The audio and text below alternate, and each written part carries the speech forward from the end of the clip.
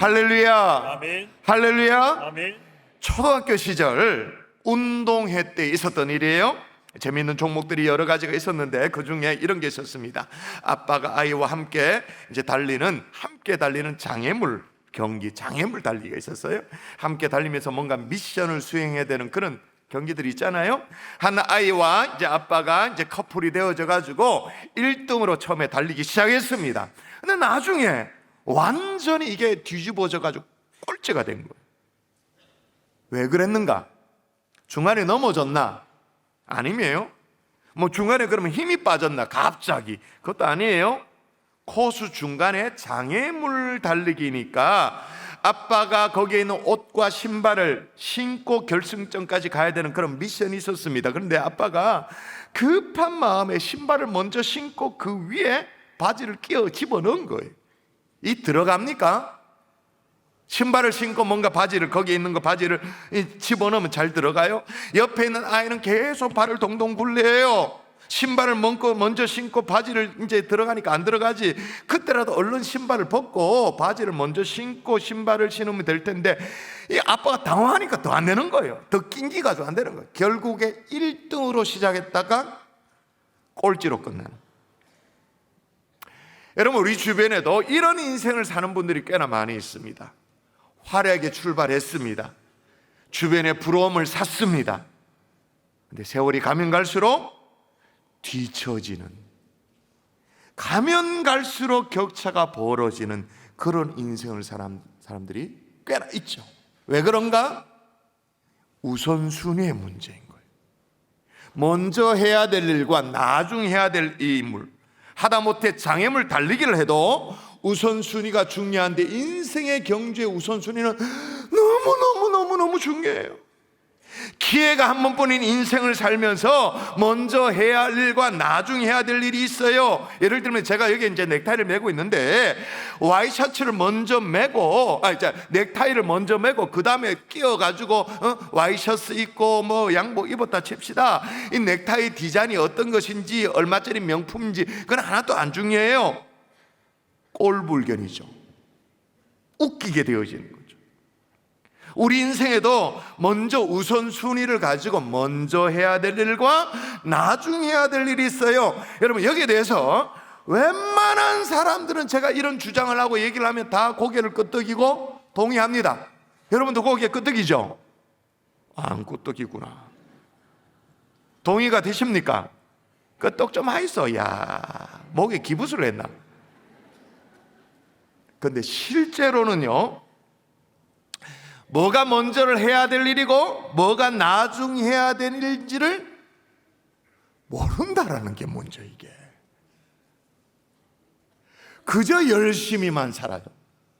요즘은 열심히도 안 살긴 하지만 그저 열심히만, 코에 단내가 나도록 열심히 살아요. 왜냐하면 제가 왜 그렇게 말씀드리냐면 이게 말이에요, 장애물 달리기를 할 때 그 앞에 놓이는 신발, 바지처럼 딱 직관적으로 이게 뭘 먼저 해야 될지, 혹 잠깐 실수했더라도 딱 보면 알잖아요. 바지 먼저 입고 그 다음에 신발 신어야 된다. 직관적으로 알면 좋겠는데 우리 인생사에 먼저 해야 될까 나중에 해야 될 일은 잘 안 보여요. 그게 보여도 또 뭐가 문제냐면 우리 속에 은근한 고집이 있어. 1등으로 달리던 그 아빠처럼 틀렸으면 얼른 순서를 고치면 되는데 기어코 신발을 신고 거기에다 바지를 끼워 넣겠다고 우게 되는 거예요. 이런 똥고집이 있어요. 여기에 대해서 제가 책을 가지고 나왔는데 이미지도 준비되어 있습니다. 에센셜리즘이라는 책이 있어요. 에센셜리즘이라는 뜻이 뭐냐면 본질주의, 실존론 뭐 이런 뜻인데, 이 책의 저자 그렉 맥커운이라는 사람이 뭐라고 말했냐면 세상에서 각 분야에 성공한 사람, 예를 들면 스티브 잡스라든지 워런 버핏이라든지 테레사 수녀 등등을 보니까 저마다 자기 일과 삶에 주어진 일이라고 해서 다 하지 않았다라는, 이게 중요해요. 다 하지 않았다.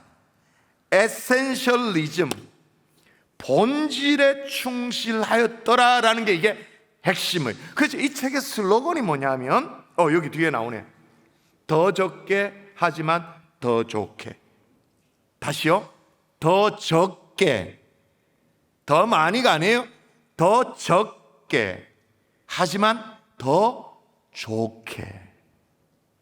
무작정 더 많은 일을 하는 것이 아니에요. 대부분 성공적 인생을 산 사람을 보면 더 적게, 하지만 더 좋게. 다시 말하면 본질에 충실한 삶을 살았다는, 그래서 최상의 결과를 얻게 되었다라는 거죠. 여러분, 이 책에 에센셜리즘이 뭔지를 보여주는 도표가 나오는데 한번 보여주세요. 한번 보여주세요. 이게 아주 직관적으로 알 수 있는 도표입니다. 여러분 보시기에 좌측에 보이는 그 그림은요, 비에센셜리스트들이 사는 방식, 비에센셜리스트, 에너지를 쓰는 방식이에요. 자신에게 주어진 모든 일에 대해서 다 잘하기 위해 가지고는 에너지를 막 분산해서 써요. 그러다 보니까 나중에 어떻게 될까요? 탈진하죠. 뚜렷한 성과를 못 내요. 그래서 찾아오는 게 뭘까요? 열심히 사는데 공허해요. 성과가 없기 때문에. 반면에 여러분 오른쪽에는 에센셜리스트의 삶을 보여주는데, 본질에 충실한 사람은요, 자신이 할 수 있는 일이라고 다 하지 않는 거예요. 자신이 해야 하는 일을 놓고 가지치기를 하는 거죠. 꼭 해야 될 일에 에너지를 집중한, 그 결과 어떻게 되냐? 다른 일에 시간과 에너지를 빼앗기지 않고 본질적인 일에 에너지를 집중시키니까 집중에 의해서 놀라운 결과를 가져오게 되는 거예요. 마치 돋보기처럼. 돋보기 알잖아, 돋보기. 그저 밝기에 불과하던 햇볕, 햇볕 그냥 밝잖아. 오늘 햇볕 좋다, 그 정도인데 돋보기를 지나고 나면 이게 불을 붙여 구멍을 뚫어내. 마찬가지. 이 저자 그렉 매커는요, 세상에서 성공한 사람들은 스티브 잡스, 아까 얘기했죠, 워런 버핏, 테레사 수녀, 이런 사람을 언급했습니다만은 저는 완벽한 에센셜리스트가 누구냐? 저는 예수님이라고 생각합니다. 동의하십니까? 예수님은 우선순위가 아주 명확하셨어요. 우선순위에 충실하셨어요. 집중하셨어요. 그래서 여러분, 사실 공생에 3년을 사셨잖아요. 3년을 사셨는데 성육신의 목적을 다 이루고 예수님이 십자가상에서 마지막 5글자 남기셨잖아요. 마지막 말씀 뭐예요? 5글자? 다 이루었다. 아니, 그렇게 짧은 인생 3년의 공생을 사셨는데 주님께서 어떻게 다 이루셨는가? 그게 실제로 가능한가? 여러분, 오늘 본문은 우리 주님께서 완벽한 에센셜리스트가 되어서 어떻게 삶의 우선순위를 가졌는가, 그걸 보여주는 거예요. 여러분, 오늘이 4월 28일이죠. 4월 막바지입니다. 원래 2023년도도 2023이라는 것이 아직도 우리에게 익숙지 않은데, 어떨 때는 원래 몇 년도고 2022, 22, 21 헷갈리는데 벌써 올 한 해가 3분의 1이 지났어요. 곧 있으면 2024년도를 맞이해야 될지 몰라요. 오늘 우리의 삶을 돌아보는 귀한 밤 될 수 있기를 주 예수의 이름으로 축원합니다. 축원합니다. 우리 모두가 에센셜리스트가 되자고요. 자, 그러면 예수님의 첫 번째 우선순위가 뭐냐? 따라하십시다. 기도를 가장 소중하게. 제가 기도를 그러면 여러분 가장 소중하게 하는 거예요. 박자 오늘 만나보자 한번. 안 맞으면 내가 기도를 계속 외칠 거다. 내가 한 10번을 외칠 거다. 자, 여러분은 가장 소중하게 하는 거예요. 기도를. 한 번 더. 기도를. 우린 3-4번이니까 한 번 더. 기도를. 35절이 그 유명한 말씀이에요. 새벽 아직도 밝기 전에 예수께서 일어나 나가 한적한 곳에 가서 거기서 기도하시더니. 새벽 아직도 밝기 전에. 어떤 분이 그래요? 언놈이 새벽기도 만들었노? 언놈이 새벽기도 만들어 사람이 이렇게 애매기고 막 그 낯짝을 좀 보고 싶다. 그럼 주님이 그러시죠. 왜? 내가 만들었다. 아직 밝기 전에 예수께서 일어나 나가 한적한 곳에 가서 거기서 기도하시더니. 자, 그런데 중요한 것은 오늘 이 본문 앞서 어떤 일이 있었는가가 더 중요해요. 그게 시사하는 바 더 중요해요. 자, 여러분이 오늘 성경을 가지고 직접 확인하며 따라오십시다. 자, 지난주부터 제가 또 성경 가지고 있어. 예배 때는 성경 가지고 오세요. 아니면 앱으로라도 펼치세요 얘기했는데 무시하셨으면 또 난처할 겁니다. 자, 오늘 본문 보십시오. 마가복음 1장 21절. 자, 바로 전날입니다. 오늘 이 35절부터가 오늘 본문인데 21절로 보면 그 전날입니다. 21절로 보면 안식일 오전에 여느 유대인들처럼 가버나움 회당에서 참석하여 말씀을 가르쳤어요. 제가 21절 읽어볼게요. 그들이 가버나움에 들어가니라 예수께서 곧 안식일에 회당 들어가서 가르치시매, 이렇게 나와요. 안식일. 무사람이 그의 교훈에 놀라니 이는 그가 가르치는 것이 권위 있는 자와 같고 서기관들 같지 아니함일러라. 조금 내려볼까요? 그래서 이제 말씀을 가르친 것뿐만 아니라 한 26절 볼까요? 귀신 들린 자를 고쳐줘요. 자, 26절 자막 없습니다. 여러분 읽습니다. 시작. 더러운 귀신이 그 사람에게 경련을 일으키고 큰 소리를 지르며 나오는지라. 27절 제가 읽습니다. 다 놀라 서로 물어 이르되 이는 어찌미냐 권위 있는 새 교훈이로다. 더러운 귀신들에게 명한즉 순종하는도다 하더라. 귀신을 쫓아버리세요. 이제 점심때가 되어졌어요. 이제 회당에 나왔죠. 안식일 회당에 나왔어요. 야고보와 요한과 함께 베드로 집에 들렀습니다. 제가 성지에서 만나는 요한복음 시리즈 설교할 때 가버나움 회당하고 베드로 장모의 집 드론 샷으로 보여줬죠. 이게 얼마나 가까운지. 베드로 장모의 집에 들어갔죠. 사실은 장모의 집. 베드로 집이라기보다 장모의 집에 갔죠. 베드로의 장모가 열병에 걸려 누웠다는 소식을 들었어요. 열병에 걸려있는 베드로의 장모를 고쳐주었습니다. 그리고 이어 베드로의 장모의 섬김을 통해 가지고 이제 음식 대접을 받으셨죠. 이게 점심때 안식일. 그러면 해가 저물고 안식일이 끝날 때쯤 돼서는 이제 좀 주님이 쉬셨는가? 아니에요. 자, 이거 같이 읽을까? 이건 자막이 있습니다. 자, 저물어 해질 때부터 같이 읽습니다. 시작. 저물어 해질 때 모든 병자와 귀신 들린 자를 예수께 데려오니 온 동네가 그 문 앞에 모였더라. 제가 여러분 성경을 직접 보시라는 것은 시간의 흐름을 따라 보시라는 거. 이제 해가 저물 때가 된 거예요. 쉬어야 되잖아요. 퇴근 시간이잖아요. 근데 병자와 귀신 들린 자를 예수께 데려오니 어느 정도냐면 온 동네가 그 문 앞에 모였을 정도로, 온 동네라고 말할 정도로 온 동네가 그 문 앞에 모였다. 아마 안식일이 끝나기를 기다렸던 거예요. 안식일은 해가 뜨고 해가 지는 게 기준이잖아요. 안식일은 해가 지나면 끝나니까 예수님에 대한 소문을 들어서 익히 알고 있는데, 그렇지만 안식일에 대한 의무 조항이 있잖아요. 그게 풀리기를 딱 기다렸던 거지. 그러니까 이제 안식일이 끝나니까 해가 저물어 가니까 마치 스프링이 탕 튕기듯이 안식일의 의무가 풀리자마자 사람들이 왕 몰려든 거예요. 저도 성지 가보니까 그게 실감 나더라고요. 낮에는 거리가 한산할 정도로 안식일은 그렇게 조용한데 막 저녁에는 거리가 북적북적, 해가 지니까 북적북적해 활기를 떼요.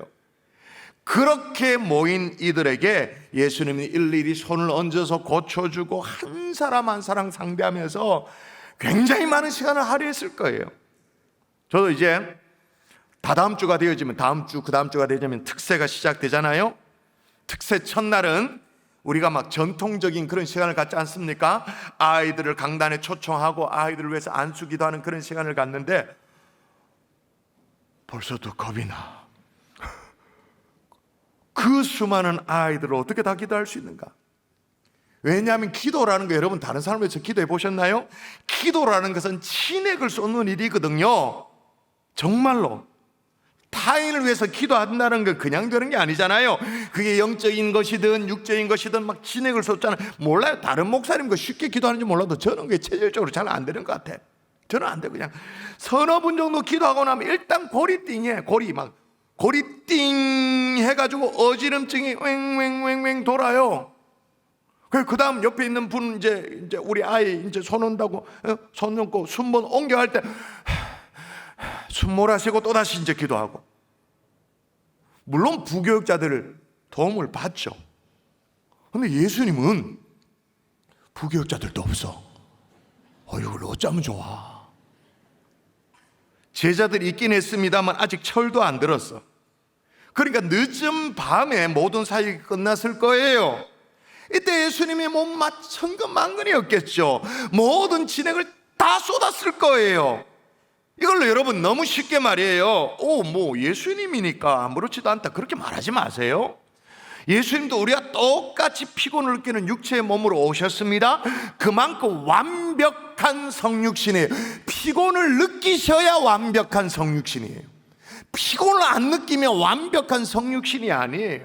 예수님은 때로는 풍랑이는 갈릴리 바다에서 너무 고뇌해서 배고물에 기대서 주무시기도 하고 그렇게 하셨잖아요. 그런 힘든 밤을 보냈단 말입니다. 근데 그 다음날 아침, 그게 35절 오늘 본문 읽을까요? 자, 새벽 시작. 새벽 아직도 밝기 전에 예수께서 일어나 나가 한적한 곳으로 가사 거기서 기도하시더니. 예, 왜 이렇게까지 여러분 주님이 하셨을까요? 주님은 에센셜리스트였기 때문에 먼저 해야 될 일을 먼저 하는, 소중한 일을 먼저 하는, 기도가 소중하기에 그 기도를 먼저 하는 에센셜리스트였기 때문에. 여러분, 제가 좀 전에 스티븐 코비를 언급했습니다만, 이 스티븐 코비는 성공하는 사람의 7가지 습관이란 자기 개발서, 경영서적으로 아주 세계적인 명저죠. 스티븐 코비는요, 특별히 이 성공을 위해서 시간 관리를 철저히 하라는 내용으로 강연을 진짜 많이 했어요. 그 유명해요. 근데 어느 날 정말 모기업의 한 사장님 한 분이 호텔로 찾아온 거예요. 그러면서 자기에게 이런 말을 한 거예요.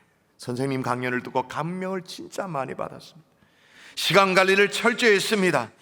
점심 식사까지도 일과 관련된 사람들과 식사하며 시간 관리를 해서 지금 이 자리까지 올라오게 되었습니다. 그러나 나는 지금 이 성공이 행복하지 않습니다. 내 자녀들은 마약에 빠졌고 아내와는 이혼할 지경이 되어졌습니다. 돌아보니 지난 20년 동안 한 번도 가족들과 점심 식사를 먹어본 적이 없는 것 같습니다 라고 얘기를 하는 거예요. 이 말을 듣고 스티븐 코비가 충격을 받았어요. 너무너무 큰 충격을 받았어요. 그래서 깊은 사색 끝에 또 다른 책을 냈죠. 소중한 것을 먼저 하라. 소중한 것을 먼저 하라. 그 책의 앞부분에 보면 스티븐 코비와 이제 결혼한 딸의 대화가 나옵니다. 출산 후에 아이 막 뒤치까거리를 하니까 막 정신없어 하고 막 딸이 너무 짜증스러워 하는 거예요. 딸이 막 푸념을 하는 거예요. 그때 스티븐 코비가, 이제 아버지가 딸에게 이런 얘기합니다. 딸아, 지금 내 인생의 가장 소중한 것은 이 아이를 잘 돌보는 것 감사하고 즐기도록 해라. 명심해라. 인생에서 가장 중요한 것은 성공을 위한 시간 관리가 아니라 소중한 것을 먼저 바라보는 방향이란다. 그러니까 예수님에게서는 소중한 것을 먼저 바라볼 줄 아는 방향이 있었어요. 그렇기 때문에 예수님은 십자가에서 그 마지막 뭐라고요? 다 이뤘다, 테텔레스타이라고 다 이뤘다, 그렇게 말씀하셨어요. 그리고 주님의 마지막 기도에도 이걸 확인할 수 있습니다.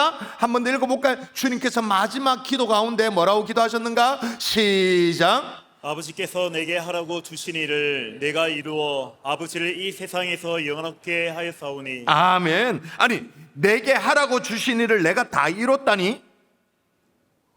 아직 병자도 많은데, 아직 귀신 들린 사람이 여전히 많이 있는데, 아직도 주님이 이 땅에 필요한 사람이 많고 주님이 하셔야 될 그런 일들이 많고, 주님의 그 따뜻한 위로가 필요한 사람들이 널렸는데, 아니 다 이뤘다니? 근데 잘 보세요. 예수님이 많은 일을 다 했다고 말하지 않아요. 뭐죠? 아버지께서 내게 하라고 주신 일을, 아버지께서 내게 하라고 주신 일, 그게 뭐죠? 십자가에서 피 흘리시는 거죠. 그 십자가의 피 흘림으로 죄인을 구원하는 그 일, 본질에 집중하는 삶을 사셨던 거예요. 이걸 어떻게 사셨는가? 이게 어떻게 완벽한 성육신인데 완벽한 인간의 몸을 입고 있다라는 말은 헷갈릴 수도 있다, 그런 말인데 어떻게 그게 가능했을까? 기도 시간에 조율하셨던 거죠. 저는 믿어요. 우리 주님은 새벽 5일의 미명 시간에 삶의 방향을 철저하게 이 성부 하나님께 튜닝을 하는 기도 시간에 조율을 하셨다고 저는 믿어요. 예수님에게 어떤 힘의 원천, 어떤 그 모든 것들 하나님의 인도하심을 받는 그 원천이 새벽에 기도하는 시간으로부터 시작됐다고 저는 믿습니다. 그래서 그걸 가장 우선순위로, 가장 소중하게. 필리비안 씨는 예수님의 기도를 이렇게 말했습니다. 주님에게 기도는 무기력하게 울부짖는 군주로부터 한 발 물러서 전열을 가다듬는 피난처이기도 했다. 다시요.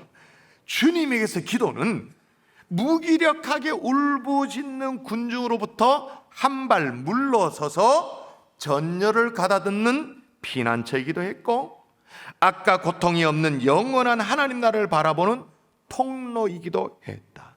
한 발 물러서서 전열을 가다듬는 시간, 이걸 옛날에는 이걸 리트릿이라고 주로 얘기했어요. 영어로 리트릿. 요즘은 이걸 주로 힐링이라고 주로 말을 하죠. 힐링. 한 발 물러서서 전열을 가다듬는 시간, 힐링. 근데 요즘에 현대인들은요, 걸핏 하면 힐링, 그래서 목욕탕도 가보면 이게 탕 이름이 힐링탕이야. 녹차 풀어놓고 힐링탕. 그리고 식당에도 보면 나물 반찬 몇 가지 차려놓고 이게 힐링 식단이래. 그리고 또 교회 이름도 힐링 교회라는 교회 이름, 여행 상품도 힐링 상품이라고 그냥 이름을 갖다 붙여요. 근데 여러분, 힐링이라는 게 뭐죠? 그게 힐링, 정신 건강에 좋다는 건가? 육체의 피곤을 씻어준다는 건가? 근데 여러분, 힐링을 꼭 그렇게 비싼 돈 주고 왜 꼭 여행을 가야 하나요? 왜 비싼 돈 주고 커피를 마셔야 되나요? 그럼 힐링이 진짜 되는 거 맞나요? 강릉의 어느 유명한 그 커피숍은요, 번호표를 받고도 1시간을 대기해서 자기 순번에 온대요. 희한하죠. 힐링이 아니라 난 스트레스 쌓일 것 같아. 난 짜증이 그냥 확 생겨쁘지. 그 1시간이면 난 커피 10잔도 마신다. 사람들은 힐링을 위해서 비싼 돈을 주고 공연에도 가요. 요즘 여러분, 효도 공연이 뭐냐면 임영웅 콘서트 티켓이라면서요. 근데 이게 액면가가 15만 원이야. 근데 이게 인터넷 딱 뜨면 10분 만에 매진이 되는데 원래는 아직 공연 계획이 뜨지도 않았어. 또 지방 공연이 있을지도 몰라. 더더욱 어려워. 여러분, 이런 것도 또 힐링에 어느 정도는 도움이 되지만 갔다 오면 더 피곤해. 더 힘들어. 진짜로 한 발 물러서서 전열을 가다듬는 시간, 그렇게 말할 수 있을까요? 저는 글쎄요. 근데 저는 믿습니다. 우리가 5월 8일부터 특세가 시작되어지잖아요. 진짜로 한 발 물러서서 전열을 가다듬는 시간이라고 저는 믿어요. 비록 새벽이라 할지라도. 늘 말씀드립니다만은 다시 말씀드려야 될 것 같아요. 2009년에 제가 담임 목사로 부임을 하고 특별 새벽 부흥회를 당의와 이제 교회 앞에 제안을 드리며 제가 그런 말씀을 드렸었어요. 그전에는 우리 교회가 특별 새벽 기도회라고 그렇게 했었어요. 제가 특별 새벽 기도회가 아닙니다. 틀린 말입니다. 특별 새벽 부흥회입니다라고 그렇게 제안을 했습니다. 그만큼 무슨 말이에요? 총력을 기울인다.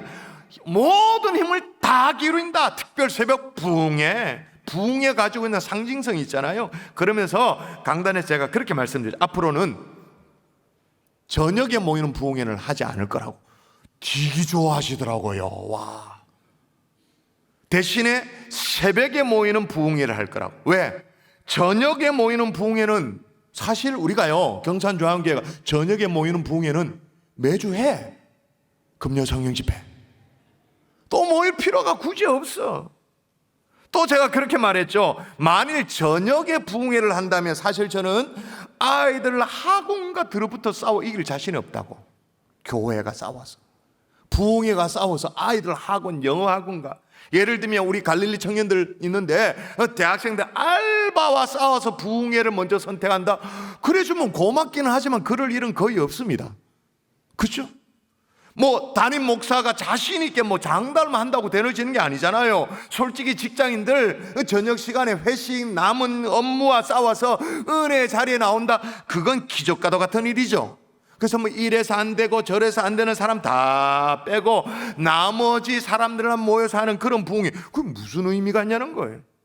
할 것 같으면 다 같이 해야 되죠. 그래서 선택한 게 뭐냐? 새벽이에요. 새벽은 누구도 우리를 방해하지 않아. 새벽은 그대로 그냥 경상도 사투리인가 모르겠습니다만 꼽다시 우리 시간이야, 내 시간이야. 오로지 내 게으름과 싸워 내가 이기면 되는 거예요. 잠과 내가 싸워 이기면 되는 거예요. 핑계거리가 없어요. 다 내 문제이지. 그렇게 시작된 게 우리 교회 특별 새벽 부흥회가 2009년 가을 특세부터 시작해서 올해로 28번째 맞이하는 특별 새벽 부흥회예요. 코로나 기간에도 한 번도 쉰 적이 없어요. 여러분, 원래 3분의 1을 다 보냈습니다. 진짜 전열 정비가 필요하지 않나요? 이번에 정말 제대로 한 발 물러서서 전열을 가다듬는 하나님의 종들 될 수 있기를 주 예수의 이름으로 축원합니다. 그래서 에센셜리스트가 되어지는 거예요. 본질에 집중하고 소중한 것을 먼저 할 줄 아는 진짜 영양가 있는 성도가 되는 거예요. 아멘이십니까? 한편은 그런 생각할 거예요. 아니, 우리 예수님은 하나님이신데 기도할 필요가 사실 없지 않았느냐? 그런데도 왜 새벽을 깨우셨느냐? 여러분, 일단 예수님이 하나님이시라는 말은 맞는 말입니다. 그럼 그럼에도 불구하고 기도를 받으셔야 되는 하나님이 왜 기도를 하려고 새벽을 깨우셨는가? 완벽한 에센셜리스트였던 이 주님이 우리에게 본을 보여주시는 거죠. 뭘 먼저 해야 되고 뭘 나중에 해야 할지. 두 번째로 예수님의 우선순위는 뭐냐? 따라하십시다. 영혼 구원을 사명으로. 자, 우선순위와 관련해서 우리가 반드시 살펴봐야 될 성경 중에 마태복음 6장 33절이 있습니다. 제 인생의 좌우명이죠. 마태복음 6장 33절. 자, 한번 해볼까요? 자, 제 인생의 좌우명을 여러분이 읽어 주십시오. 시작. 그런즉 너희는 먼저 그의 나라와 그의 의를 구하라. 그리하면 이 모든 것을 너희에게 더하시리라. 여기서 먼저 이 말은 상대적인 먼저가 아니에요. 뭘 이렇게 제가 먼저 이 상대적인 먼저가 아니에요. 절대적인 먼저예요. 절대적으로 먼저 구해야 될 것이 뭐냐? 여기 구하라라는 말은 단순히 기도하라 그게 아니라 추구하라는 거예요. 그렇게 절대적으로 먼저 추구한다. 두 글자로 사명이죠. 절대적으로 먼저 추구한다. 사명. 근데 주님에게 있어서 절대로 먼저 추구해야 할 사명이 무엇이었는가? 오늘 본문이 그걸 또 보여주거든요. 자, 그 전날에 안식일에 정말 주님이 피곤하긴 하지만 화려하게 사역을 시작하셨어요. 회당에서 말씀으로 쫙 그랬더니 사람들이 그 교훈이 가르치는 것이 권 있는 자와 같다고 인정할 만큼 말씀 사역 끝내줬죠. 그리고 더러운 귀신 들린 사람 고쳐줬습니다. 병든 자 약한 자 고쳐줬습니다. 치유 사역 끝났습니다. 그리고 주님의 인기는 완전 최고 상종가를 찍었습니다. 그리고 예수님의 어떤 치유 사역, 어떤 축기 사역에 대한 소문이 막 밤사이에 인근 지역으로 막 일파만파 확 번져 나왔습니다. 그래서 새벽부터 사람들이 막 가버나움에 막 몰려온 거예요. 그래서 이제 시몬 베드로가 제자들이 기도를 마치고 온 이 예수님께 이렇게 말해요. 한번 볼까요? 자, 사람들이 막 몰려오니까, 새벽부터 몰려오니까, 아직 아침도 안 됐는데 새벽부터 막 몰려오니까 주님에게 이렇게 말해요. 읽어볼까요? 시작. 시몬과 및 그와 함께 있는 자들이 예수의 뒤를 따라가 만나서 이르되 모든 사람이 주를 찾나이다. 질문합니다. 이게 무슨 말입니까? 모든 사람이 주를 찾나이다? 이 무슨 말이죠? 어떤 뉘앙스죠? 성경에 기록되어 있지 않지만 베드로의 마음을 여러분이 좀 읽어야 됩니다. 제자들의 마음을 읽어야 됩니다. 모든 사람이 주를 찾나이다. 이 무슨 말이죠? 갈로 열고 주님이 이럴 때가 아닙니다. 갈로 닫고 어디 가서 뭐 하셨습니까? 빈잔을 주는 듯이. 아니, 이렇게 많은 사람들이 주님을 찾는데, 다시 말하면 예수님 이제는 아무도 우리를 못 건드립니다. 마음껏 말씀하셔도 좋고, 마음껏 축기 사역하셔도 좋고, 치유하셔도 좋고, 덤으로 우리도 좀 인기 없고 맨날 쫓겨만 다녔는데 그거 하십시다. 그게 나쁜 겁니까? 그럴 수 없죠. 그러나 예수님은 이 땅에 보냄받은 사명이 뭔지를 정확하게 하셨어요. 그래서 제자와는 달리 방향 추정을 쫙 정확하게 합니다. 어떻게 추정하죠? 자, 읽을까요? 이르시되, 시작. 이르시되 우리가 다른 가까운 마을들로 가자. 거기서도 전도하리니 내가 이를 위하여 왔노라 하시고. 예, 우리가 다른 가까운 마을들로 가자. 이 말이 여러분 오해하시면 안 돼요. 아, 난 사람 많은 거 딱 질색이다. 그러니까 다른 데 가자. 사람 안 붐비는 데 가자. 우리 경산조항 금요 성지표도 막 특세도 사람 많은 거, 아이고 나는 진짜 싫다. 어디 조용한 데 가자. 조용한 데 갈 것 같으면 수도원을 가야 되죠. 그 말이 아니에요. 다른 가까운 마을들로 가는 이유가 중요한 거예요. 뭐라고요? 거기서도 전도하리니 내가 이 일을 위하여 왔노라. 왜 주께서 이 땅에 오셨는가? 이 사명을 위해서 왔다. 여러분, 우리 주님은 나도 너희를 보낸다고 말씀하셨습니다. 그래서 사역 주제로 나도 너희를 보내노라 저렇게 붙여놓고 묵상도 하고 그러는데, 먼저 우리 주님은 먼저 나는 보냄받았다 그렇게 말합니다. 어디로 보냄받았냐? 죽어가는 영혼들을 향해서. 그래서 나도 간다라는 거예요. 전도하리니. 여러분, 지금 예수님은 사실 금방 공생애가 시작되어졌어요. 공식적인 공생애가 시작되어졌는데 그 인기가 대단했던 거예요. 사람들이 막 예수님을 따르니까 대단했잖아요. 근데 만일에 막 공생애가 시작되는 이 시점에 사람들의 주목을 받고 인기가 대단하고 이런 상황 속에 예수님이 에센셜리스트가 아니었다라면, 본질에 집중하는 사람이 아니었다면 사람들의 환호 속에 쫄쫄쫄쫄 따라갔을 거예요. 따라가시면 인기 없겠죠. 명예도 없겠죠. 사람들의 찬사를 받게 되겠죠. 그리고 치유도 하고 말씀도 전했을 거예요. 얼마나 좋아요, 그죠? 그러나 예수님은 더 중요한 사역, 이 땅에 보냄받은 그 이유, 다시 말해 사명을 위해 움직이셨던 거예요. 여러분, 앞서 소개했던 이 에센셜리즘의 책에 보면 최악의 좌절과 최고의 성과를 역시 그림으로 설명을 해요. 자, 한번 보여주시겠어요? 자, 보시면 최악이 뭐라고요? 최악에 보면 무엇을 하지에 대한 대답이 뭐냐? 최악은 모든 걸 하지. 왜 하지? 다들 하니까. 언제 하지? 지금 당장. 인 최악. 최고는 뭐냐? 무엇을 하지? 본질적인 것을. 왜 하지?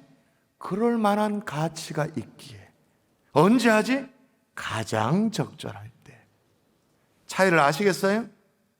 여러분, 예수님 복음서에서 감추인 보화를 발견한 사람을 소개합니다. 보화를 발견한 후에 그 사람이 이걸 숨겨두고는 기뻐해서 자기 돌아와서 자기 모든 소유를 팔아가지고 그 밭을 사잖아요. 그 얘기 있잖아요. 직접 읽어볼까요? 자, 여러분이 또 읽어보십시다. 감추인 보화 사건, 시작. 천국은 마치 밭에 감추인 보화와 같으니 사람이 이를 발견한 후 숨겨두고 기뻐하며 돌아가서 자기의 소유를 다 팔아 그 밭을 사느니라. 예, 저는요 이런 사람이 있다라고 설교를 했어요. 그냥 그런 사람이 있는가 교훈 정도로 생각했어요. 우리 보고 그렇게 살아라고. 감추인 보화를 발견하면 그 가치를 알고 모든 것들을 팔아서 그걸 살 정도로 그렇게 살아라고 그렇게 우리에게 당부하는 정도만 알았어요. 근데 가만히 보니까 이미 예수님이 그렇게 사셨어. 가장 소중하고 가장 가치 있는 일을 위해서 다른 것들을 다 팔아 그 밭을 사는 그 삶을 우리 주님이 사셨더라고요. 여러분, 오늘 본문에 많은 사람들이 예수님을 따랐다 그렇게 말합니다. 예수님으로부터 병을 나았다고 그렇게 말합니다. 그럼 여러분 생각해 보십시오. 예수님으로부터 병 고침을 받은 그 사람 평생 병이 안 걸렸을까요? 예수님으로부터 그 귀신을 이제 나가도록 그렇게 귀신 그 사람 평생 귀신의 노예가 또다시 안 됐을까요? 아니죠. 언제든지 자기 관리를 하지 않으면 병에도 다시 걸리고 귀신도 다시 들어올 수 있는 거죠. 예수님의 감신사는 뭐예요? 병 고침이 아니죠. 뭐예요? 영혼 구원. 그래서 모든 것들을 다 내려놓고 영혼 구원의 본질에 집중하셨던 거예요. 여러분, 우리가 조금 있다가 중보기도 시간에 우리가 기도하겠습니다만, 우리 아버지가 지금 항암 치료 중입니다. 우리 알고 있는 가족이 이렇게 상황입니다. 그렇게 기도해요. 하지만 그 모든 것들보다 더 중요한 뭐예요? 영혼 구원. 아멘이십니까? 그 모든 안타까운 기도 제목, 중보 기도 제목보다 더 소중한, 더 본질적인 게 뭐냐? 영혼 구원. 오늘 눈을 감으면 눈을 떴을 때 어디에서 눈을 뜰 것인가? 어디에서 주님을 만나 뵐 것인가? 그 준비가 되어 있는가? 아멘이세요? 여러분, 나도 너희를 보낸다고 하시는데 어디로 보냄받았다고 생각되십니까? 살려야 할 영혼이 가득한 세상으로, 죽어가는 영혼들이 가득한 세상, 그런 가정으로, 그런 직장으로. 말씀의 결론을 맺을게요. 시골에 사는 할머니 한 분이 생전 처음으로 기차를 타게 됐대요. 이런 분이 뭐 거의 불가능하지만 그런 사람이 있었던 거다. 할머니가 가는 목적지는 대략 한 80km 정도 떨어지고 있어요. 할머니가 여행하는 지역이 경치로 좋기로 막 소문난 지역이기 때문에 차창을 내다보기만 하면 그 경관이 너무 좋아서 탄성을 저지른 그런 곳이어서 이웃 마을 주민들이 할머니 기차를 타시면 차창을 구경하고 마음껏 관광을 즐기고 그렇게 하세요. 이미 다 말해줬어요. 할머니가 너무 마음이 설레는 마음으로 기차에 올라탔죠. 기차에 올라탄 이 할머니는 가지고 간 바구니, 진 꾸러미, 일단 이걸 이제 정리를 다 해. 다시 다 보자기 풀어가지고 다시 정리하고 선반이 올리고, 그리고 이제 또 좌석 정리하고 쓰레기 정리하고 창문 커튼 바로잡고, 그렇게 부산을 떠는 너무 많은 시간을 흘려보낸 거예요. 이제 좀 정리를 하고 정말 창밖에 여행을 즐기려고 자리에 앉았는데 안내방송이 나와요. 내려야 될 정거장 이름이 나오는 거예요. 이 할머니가 일어나면서 사람들 사이 비집고 나오면서 이렇게 말합니다. 원 세상 이렇게 빨리 도착할 줄 알았으면 부산을 떨면서 시간 낭비하지 않았을 텐데. 80평생 사는 인생, 요즘 좀 더 오래 살죠? 우리가 이 할머니의 모습과 같지 않나요? 예수님은 길지 않은 인생을 사셨어요. 3년. 근데 삶의 본질에 집중하셨어요. 그렇게 살기 위해서 조율의 시간, 기도의 시간을 가장 소중하게 여기셨어요. 리트리트의 시간을 가졌죠. 그리고 그렇게 조율의 시간으로 영혼 구원의 사명으로 정조준하며 삶을 사셨던 것입니다.